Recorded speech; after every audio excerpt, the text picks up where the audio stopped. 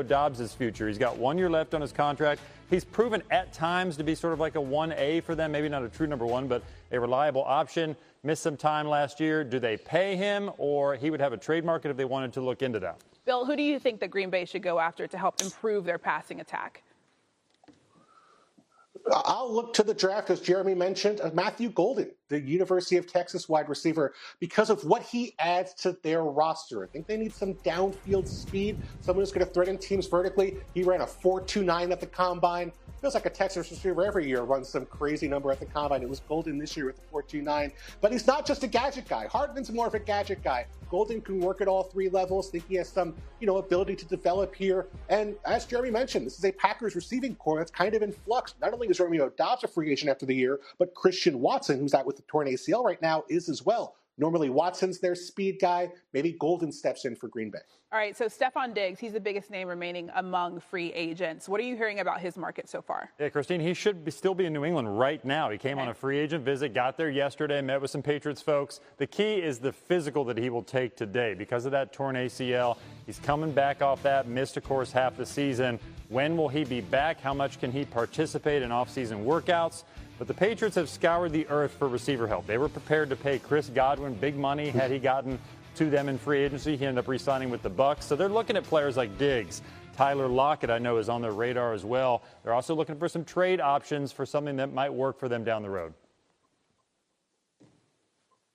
Anything from Bill? Okay. Yeah, I think about another receiver who's possibly available is Amari Cooper, the wide receiver who is a free agent. And I really wonder if there's a fit for him elsewhere, and maybe a place he was in years past. That's with the Dallas Cowboys, where Amari Cooper was a big physical receiver. They haven't had that guy on the outside in years past. They got rid of Cooper, of course. Michael Gallup was re-signed. He didn't really work out. Brandon Cooks they traded for. That didn't really work out. And so bringing Amari Cooper in, I think gives you that kind of that physical outside receiver they don't have. With CeeDee Lamb being the guy in the interior, I think teams know, hey, if we double CeeDee Lamb, they don't have a guy who can win one-on-one on the outside. Amari Cooper could be that guy for the Dallas Cowboys. All right, so Amari Cooper, as you mentioned, he's looking for a new destination after his brief run ended in Buffalo. Who do you think Cooper should bring into his facility? Sorry, who should bring Cooper into their facility? Sorry. Yeah, I would say Dallas, I think, is the team that makes sense. And I go back to that game I saw from him a couple years ago when he was playing on the Browns against the Houston Texans. He went for, and this is not enough, 265 yards in one game. One of the single most impressive performances we've seen from any receiver over the last few years. And we saw him win on the outside in that game, win downfield, win in multiple situations. And that's what I think the Cowboys need. CeeDee Lamb is a great route runner. He's just not that guy who's going to win physically, by out-muscling cornerbacks, winning in those contested catch situations. That's where I think Amari Cooper can be a difference maker. I know he wasn't that guy for the Bills last year. I think injuries were involved, but I can think he can be that guy for the Cowboys. All right, let's talk about another guy, Keenan Allen, another seasoned vet who's out there. He caught 70 passes in Chicago with 7 touchdowns. Where are you hearing that he could end up next? So I continue to hear that Keenan Allen would prefer to be back on the West Coast. After playing a year in Chicago, he'd like to be out in California, somewhere in that area. Makes sense, yeah. We have a very common team for him with the Los Angeles Chargers. His ex-teammate Mike Williams hinted at maybe trying to recruit Keenan Allen, so we'll see what shakes out. The Chargers could still use a receiver. They typically want to go through the draft for that kind of option, though. Vegas Raiders could be an option for him as well. Even Dallas Cowboys are looking to fill a number 2 role if they can, but they really don't want to spend, because the problem with the accomplished wide receivers that are a little bit older, they need serious money to step on the field. So teams are sort of waiting that out. Keenan Allen still deserves some good coin there. So we'll see what ends up. The Raiders could be an option because they're looking at guys like Tyler Lockett. Yeah. Maybe they look at Keenan Allen as well. Okay, so you just mentioned the Chargers. J.K. Dobbins looked explosive with the Chargers coming off of his torn Achilles the previous year. So, Bill, where do you think he makes the most sense?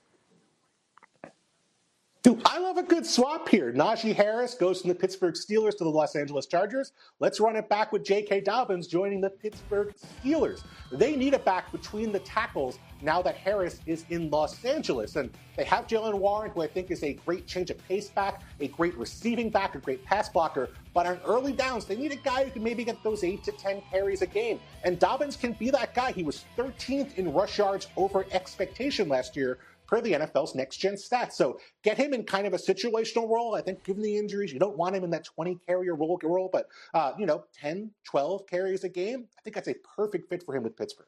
All right, a lot of guys that were looking to find landing spots in the NFL. We'll see what happens. Bill, Jeremy, thank you so much. Thank you. He fades his own pick, so when he gets it right, he's like, oh, shut up, Barry. Don't tell him my secrets. I had this and had that. I was right, as we are still waiting in Pittsburgh for Aaron Rodgers to decide on what he's going to do. Jeremy Fowler with us, Bill Barnwell. Also, Jeremy, I want to start with you on this because, again, we are still waiting. What's the latest? The latest is the Pittsburgh Steelers are prepared to wait. That's what I'm hearing, that they seem to be out of the two teams, the Steelers and the New York Giants, that have standing offers out to Aaron Rodgers, that they're willing to wait this out. He is their primary option right now. Of course, they have Russell Wilson. There doesn't seem to be a lot of momentum for those two to reunite at this point. But Wilson does see the Giants as a viable option. So something has to shake with Rodgers making a decision. This is his first foray into free agency in 20 years. So no one truly knows what to expect. But the question is, does he wait out the Vikings, who are going to sort of go with J.J. McCarthy right now as a QB1 this offseason? Maybe they revisit Rodgers in the summer, but would he wait that long? Who knows?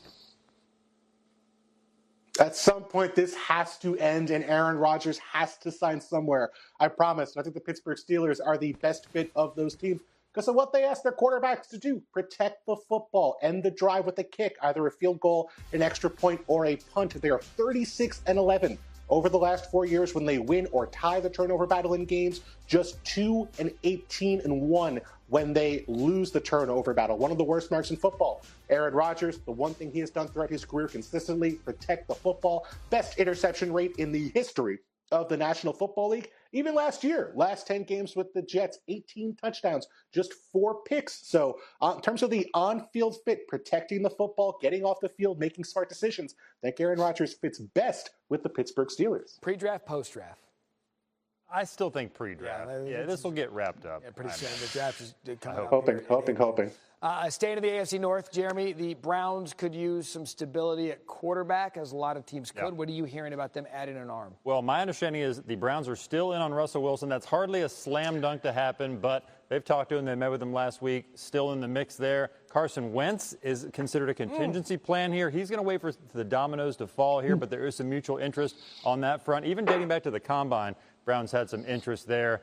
And then, other than that, they're going to try to shake out Shedeur Sanders potentially.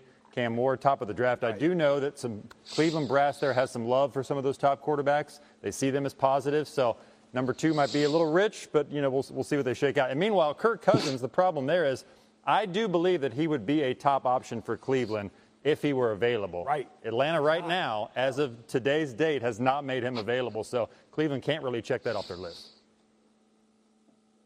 Yeah, you heard the visceral reaction from Matt when Carson Wentz's name was mentioned. I think Browns fans might have that same kind of reaction if that actually happens.